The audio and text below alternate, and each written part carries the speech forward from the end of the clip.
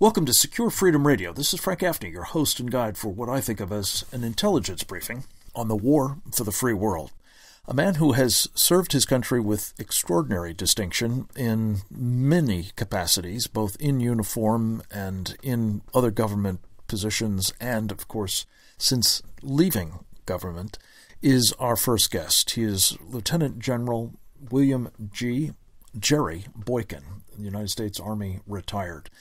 He is currently the executive vice president of a marvelous organization, the Family Research Council, but formerly served in any number of positions, as I say, in the United States Army and Special Forces and intelligence community, including his final duty station as Deputy Undersecretary of Defense for Intelligence under President Bush. General Boykin, it is always good to have you with us, sir. Welcome back. Thank you very much, Frank. I'm delighted to be with you. You have been among those, General, who have been fighting rather valiantly on several fronts here domestically, I guess it's fair to say, most especially, against efforts to suppress freedom of religion, freedom of speech, and other sort of constitutional rights. One of your main antagonists in this has been an organization called the Southern Poverty Law Center. And as you have been in the trenches with these guys for some time, I thought maybe I'd ask you first and foremost, what is the Southern Poverty Law Center, and what is it up to these days? Well, the name is very deceptive. Poverty has nothing to do with this group. In fact, they have about $300 million in offshore accounts. They've been fleecing people under the header of civil rights for a long time, and they started out as a legal firm to defend black defendants primarily, but they have moved so far beyond their roots that they are now one of the most evil entities in American society that absolutely has no respect or regard for the First Amendment, and they are all about money at this point. What they have distinguished themselves, if I can use that term, by is listing folks, and it has to be said, the likes of thee and me are among those on their lists of haters. And I'm not quite clear what the standard is that's being applied, but it certainly is true, and your organization's firsthand and very nearly horrific experience with it is proof positive. They seem to be doing a lot to promote hatred, are they not? Yeah, that's exactly right, Frank. They with no authority whatsoever and with no criteria that they can define, they put up this hate map, and they list people that are hateful because they are racist. They're hateful because they speak out against immigration. If you in any way disagree with where they want to go, you are considered a hate monger or a hate group. And just recently, they just very dangerously and very recklessly listed 12 conservative women as Islamophobic women.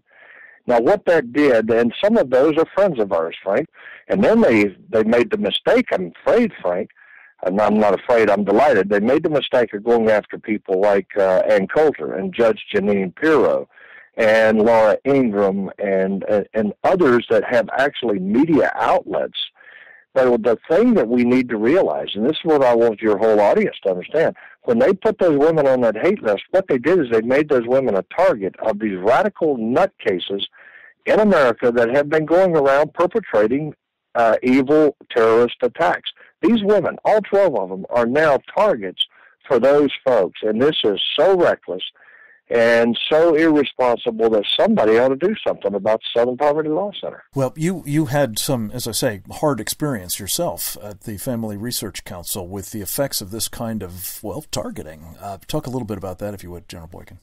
Well, on the 15th of August, 2012, Floyd Lee Corkins walked in our lobby and shot our building manager and later told the judge he was there to kill as many people at Family Research Council as possible.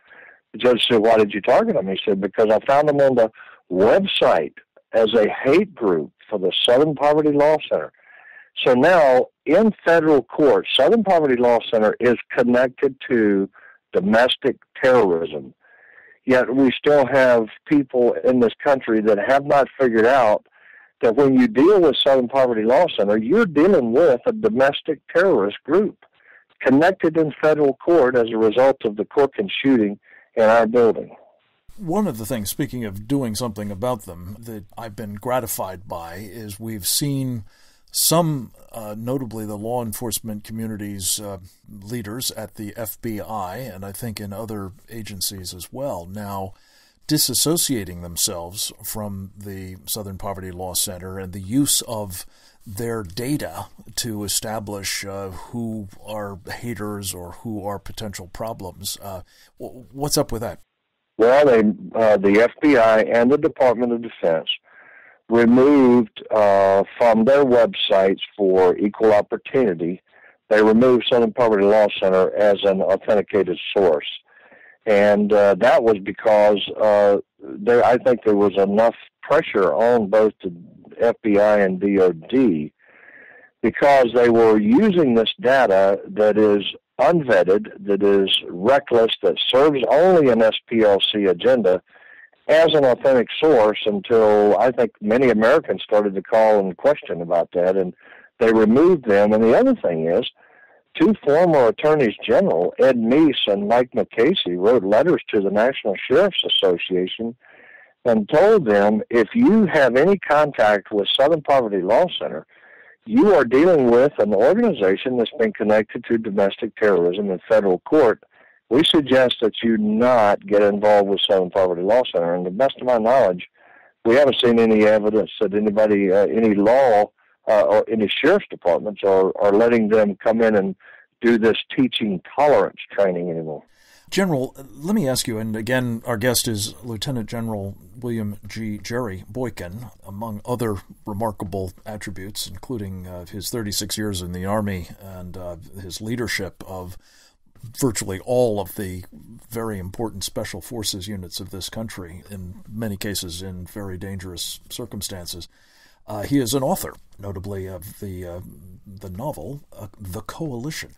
He is also an ordained minister. You have been very alive to the danger. It's caused some to call you an Islamophobe, but you have nonetheless been warning for some time of the role that the Muslim Brotherhood and other Islamic supremacists are playing in using, well, freedom of religion, really, as a vehicle for suppressing our understanding of the threat, this interfaith dialogue and bridge building and so on, and to promote this idea that anybody who's critical of it is, in fact, an Islamophobe. Very quickly, give us a sense of where things stand on those scores. Yeah, every Muslim in America is not a threat. Every Muslim in America does not accept jihad, nor do they want Sharia. So let's be clear about that. The problem is these entities that ask for an interfaith dialogue are almost 100% jihadists. They are organizations that, under the concept of taqiyya, or lying for the faith, are reaching out to have an interfaith dialogue with Christian and, in some cases, Jewish organizations. But you have to go back to what the Quran says. The Quran is very clear when it says, take not Christians and Jews for your friends. It goes on to say that because they will corrupt you. There is no such thing as interfaith dialogue with these people. But Christians, Christian pastors, Christian leaders are so anxious to show how reasonable they are and how loving they are, and they reach out, they respond to this outreach from these Islamic groups without knowing the first thing about Islam. What they need to do is get with somebody that knows what's going on. In fact, read the book that we produced a few years ago called Sharia, The Threat to America, which I think is very explanatory, very helpful in terms of understanding who you're up against and how to deal with these people when they talk about an interfaith dialogue. That has never amounted to anything other than the Christians and Jews compromising in one way or another, but it has never amounted to anything productive. And, in fact, has proven, I think, detrimental to our situational awareness, as they say in the military. General, thank you for your service in uniform, as well as that you're rendering today at the Family Research Council. It is always a privilege to talk with you. We'll look forward to doing so again. Mary Catherine Ham joins us next with her book, End of Discussion. That and more, straight ahead.